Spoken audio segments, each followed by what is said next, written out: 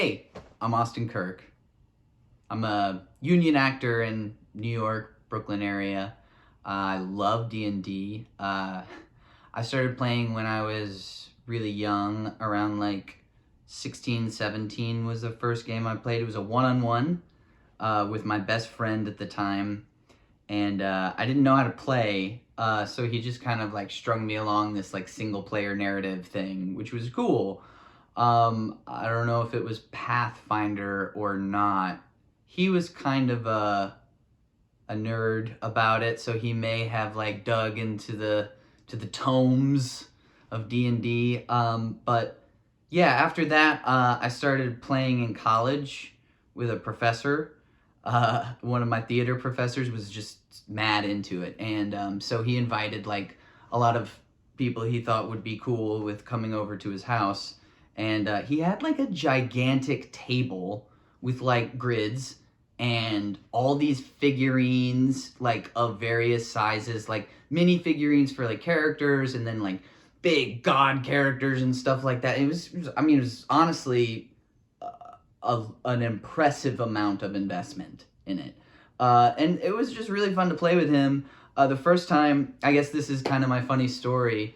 And now, before I get into the funny story, I also have a day job where I sort of do like a simplified version of D&D in that module, and DM for kids and like tutor them in like it's like a fun little hour. I also do chess lessons, backgammon lessons, but the company's really cool. They have this thing called Birchguard Quest, which is D&D for like 5 to 8-year-olds, and it's super sick. And it's the first time I'll have been DMing, so I've only ever played.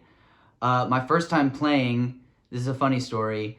So I went over to my professor's house, and I had only ever played the one time with my friend in high school, and that was rad.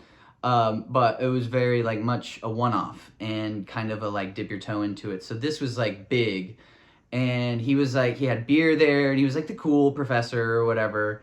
And I got like a little sloshed, and so I was like a little inebriated, and I was playing, and I was like trying to get all the mechanics of the game. And so he does this PvP thing where he confronts me in the game as another player, because he's not DMing. He's just another player, and I say some dialogue to him in the game and like do a charisma roll, and he gets offended, and then he attacks me, and then we fight, and I defeat him. And I don't know exactly what I'm doing to defeat him, but he's like a high-level character, and I'm like a mid-level character, and I just got a really lucky like D20 that like connected hard and fast, like at the very beginning, and just had high damage. And like a couple turns later, I found out that there was like a poison on it, like on my knife, because I like to play rogue, and it just knocked him out. And I was like, did I ruin the game? And I like started crying. He's like, no, dude, you won. So it's really, yeah, I love that game. I have a few friends who live in LA now who I used to play with, and then an amazing DM who I used to play with who now lives in Atlanta. But with Zoom, you can do anything. Anyway, ramble! Your party has fallen.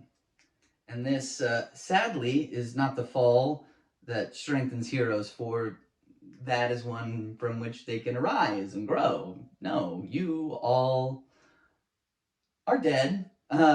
If you're reading this part of the script, this has literally never happened before, and hopefully never will again. Hello, Austin. How are you? As you're writing this, it's 7:40 p.m. on a Thursday. You're 3 weeks and a day over the deadline of this script, and now you have to figure out what to do with these 3 dead heroes. So, let's do this. Your souls cling to this mortal plane, like few have done before, for what greater unfinished business can there be than that which is contractually obligated? You watch, powerless, as the creature escapes into the swirling vortex at the center of the room. And then the rumbling begins. Oh, greetings there. It is I, Zizok, Lizadrian rogue and thief, if you've got the scratch. I only work contract, not on retainer. Payment is up front. Anyway, sorry. I feel like I have to say that, because if I don't, then people will underpay you. Anything to get away with underpaying a rogue.